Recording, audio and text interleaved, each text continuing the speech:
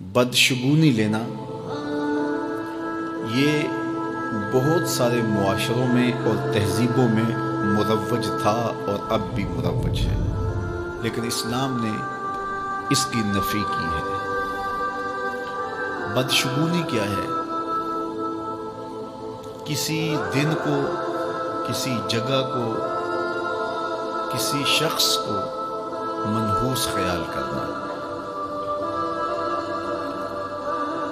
بعض لوگ جانوروں کے بولنے سے بدشگونی لیتے ہیں کہ الو بول پڑا ہے تو یہ کام ہم نے نہیں کرنا، بلی نے راستہ کاٹ دیا ہے تو یہ کام ہم نے نہیں کرنا۔ اسی طرح بعض اشخاص کو منحوس خیال کیا جاتا ہے کہ بعض لوگ منحوس ہیں۔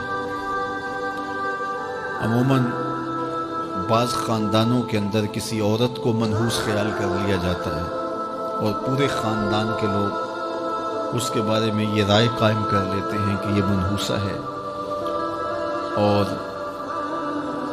یہ اگر صبح اس سے ملاقات ہو گئی تو پھر سارا دن خراب گزرے گا۔ تو یہ ایک تصور ہے بدشگونی کا جو ہماری معاشرت کے اندر پایا جاتا ہے۔ جاہلیت کے زمانے میں یہ ساری چیزیں موجود تھیں۔ آقا کریم علیہ السلام تشریف لائے تو آقا کریم علیہ السلام نے ان ساری چیزوں کی نفی کی اور اللہ پر توکل کرنا، اللہ پر بھروسہ کرنا سکھایا۔ علماء کی صحبت میں بیٹھنے والے لوگ کافی حد تک ان چیزوں سے بچے رہتے ہیں۔ عام لوگوں کی زندگیوں کے اندر یہ چیزیں موجود ہوتی ہیں۔ جاہل پیروں، ملنگوں اور یہ بنگیوں چرسیوں کے پاس بیٹھنے والے لوگوں کے اندر تو کوٹ کے یہ ہندوانہ چیزیں رچی بسی ہوتی ہیں۔ اس لیے ہمیں شریعت بیضاء کے مطابق ہی اپنی زندگی گزارنی چاہیے اور اپنے نظریات شریعت سے ہی لینے چاہیے۔ اہل علم کی صحبت میں بیٹھنے سے نور ملتا ہے اور حقیقی رستہ نصیب ہوتا ہے۔ تو کسی کو منحوس قرار دے دینا یہ ہماری اپنی اختراع ہوتی ہے، ہمارا اپنا وسوسہ باطن ہوتا ہے۔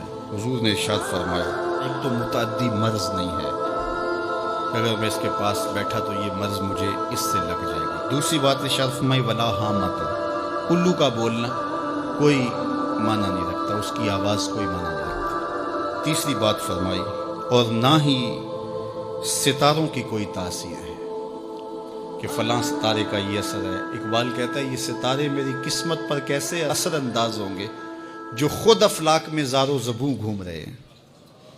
وہ بعض کہتے ہیں ہاتھ کی لکیریں کام کرتی ہیں، جی یہ تیری ہاتھ میں فلاں چیز کی لکیر ہی نہیں ہے، فلاں کی لکیر ہے۔ وہ بیٹھے ہوتے نا فٹ پاتھ کے اوپر پروفیسر بابا جو قسمت کا حال بتاتے ہیں اور 10 روپے لیتے ہیں، تو وہ بتا رہے ہوتے ہیں تیری قسمت میں یہ ہے، تیری قسمت میں یہ ہے، تیری قسمت میں یہ ہے۔ تو کسی نے کہا قسمت تو ان کی بھی ہوتی ہے جن کے ہاتھ بھی نہیں ہوتے۔ تو یہ لکیروں میں قسمت کو تلاش نہیں کیا جا سکتا۔ جب بچہ شکم مادر میں 120 دن کا ہوتا ہے، صحیح حدیث میں آتا ہے، فرشتہ اس کی عمر بھی لکھ جاتا ہے، اس کا رزق بھی لکھ جاتا ہے، اس کا شقی و سعید بھی ہونا لکھ جاتا ہے۔ لکھ دیا گیا، قلم اٹھا لیے گئے اور صحیفے خشک ہو گئے، اب کوئی نہیں لکھا جائے گا۔ تو جو شکم مادر میں لکھا گیا۔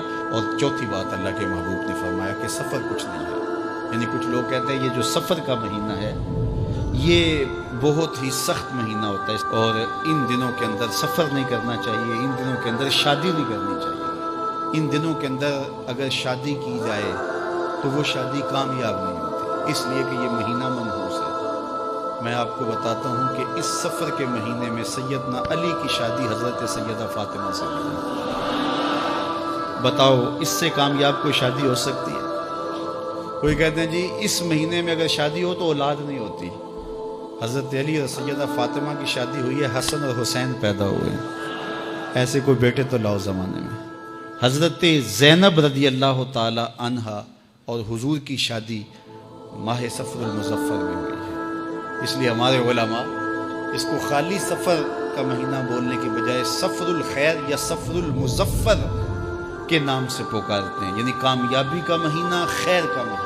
تو یہ محض لوگوں کی اختراعات ہیں۔ تو جس طرح باقی مہینوں میں شادی کرنے میں کوئی حرج نہیں، تو سفر کے مہینے میں بھی شادی کرنے میں کوئی حرج نہیں، آقا کریم نے فرمایا یہ بدشگونی لینا یہ شرک ہے، اللہ کے توکل کے منافی بات ہے۔ اس لیے جاہل لوگوں کا کام ہے کہ لوگوں کو اوہام میں وسوسوں میں مبتلا رکھیں، ضعیف الاعتقادی قائم رہے تاکہ کچھ لوگوں کا کام چلتا رہے، لیکن اللہ کے محبوب جو دین لے کر آئے اس میں اس کو علامت شرک بتایا گیا۔